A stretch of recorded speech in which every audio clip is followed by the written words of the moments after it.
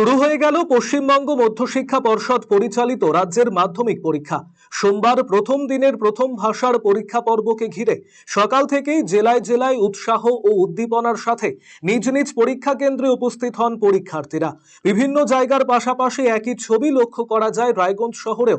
প্রতিবারের মতো এবারেও পরীক্ষা কেন্দ্রগুলিতে আঁটোসাঁটো নিরাপত্তার ব্যবস্থা করা হয়। প্রতিটি পরীক্ষা কেন্দ্রে ছিল পর্যাপ্ত পুলিশ কর্মী। পরীক্ষা কেন্দ্রে অভিভাবকদের প্রবেশে ছিল নিষেধাজ্ঞা। অ্যাডমিট কার্ড চেক করে পরীক্ষার্থীদের ভেতরে প্রবেশ করানো হয়। পরীক্ষার নিয়মাবলী সম্পর্কে পরীক্ষার্থীদের অবগত করেন পুলিশ কর্মীরা। নিরাপত্তায় রয়েছে সিসিটিভি ক্যামেরা। প্রস্তুতি ঠিকঠাকই আছে, আশা করি পরীক্ষা ভালো যাবে। বোর্ডের পরীক্ষা প্রথম টেনশন হবেই, আশা করি পরীক্ষা ভালোই যাবে। কেমন প্রস্তুতি কেমন হচ্ছে? প্রস্তুতি ভালোই নিয়েছি প্রতিটা সাবজেক্টে। একদম। আজকে কি পরীক্ষা? বাংলা। আজকে প্রথম দিন। প্রস্তুতি ভালোই নিয়েছি, আশা করছি হয়তো ভালো নাম্বার পাবো। সমস্ত পরীক্ষা মোটামুটি ভালোই হবে না? আজকে তো প্রথম পরীক্ষা, আজকে কি পরীক্ষা? আজকে বাংলা। এদিন পরীক্ষা শুরুর আগে রায়গঞ্জ শহরের করোনেশন হাই স্কুল এবং রামকৃষ্ণ বিদ্যা ভবনের বাইরে উপস্থিত হন রায়গঞ্জ পৌরসভার প্রশাসক সন্দীপ বিশ্বাস। তিনি অভিভাবকদের সাথে কথা বলেন এবং পরীক্ষার্থীদের শুভেচ্ছাও জানান।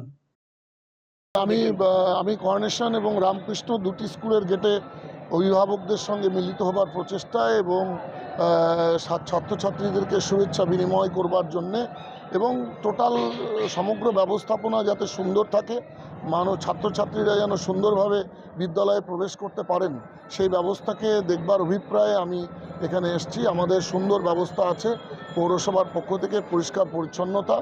আমরা শহরের প্রত্যেকটি স্কুলের 100 মিটারের পরে আমরা গার্জিয়ানদের বসবার জন্য একটা ছোট্ট ব্যবস্থাও করেছি।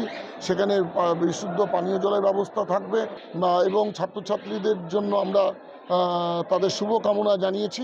আমরা আশা করছি যে ছাত্রছাত্রীরা সুন্দর ব্যবস্থাপনার মধ্যে দিয়ে পরীক্ষা দিয়ে তারা সুন্দর ফলাফল করতে পারবে, এই বিশ্বাস আমাদের আছে।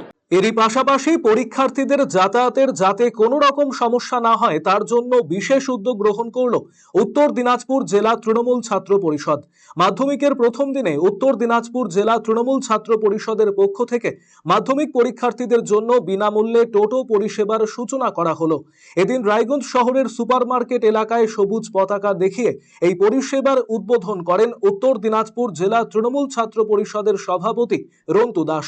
তৃণমূল ছাত্র পরিষদ উদ্যোগে এই টোটোতে চেপে বিনা ভাড়ায় পরীক্ষার্থীরা নিজ নিজ পরীক্ষা কেন্দ্রে পৌঁছতে পারবেন।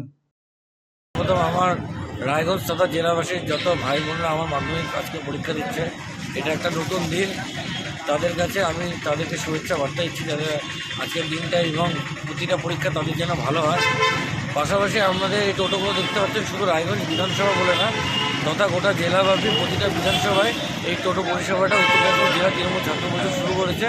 সেই সকল ভাই বোনদের জন্য যাদেরকে হেঁটে কিছুটা পথ অতিক্রম করে তারপর টোটোতে উঠতে হয়, তাদের যেন নিকটবর্তী বাড়ির সামনে থেকে সেই টোটোগুলো বিনামূল্যে তারা যেন সঠিক টাইমে পরীক্ষা স্থলে গিয়ে পরীক্ষা দিতে পারে, তো সেই জন্য সেই টোটোগুলোর ব্যবস্থা করা হয়েছে।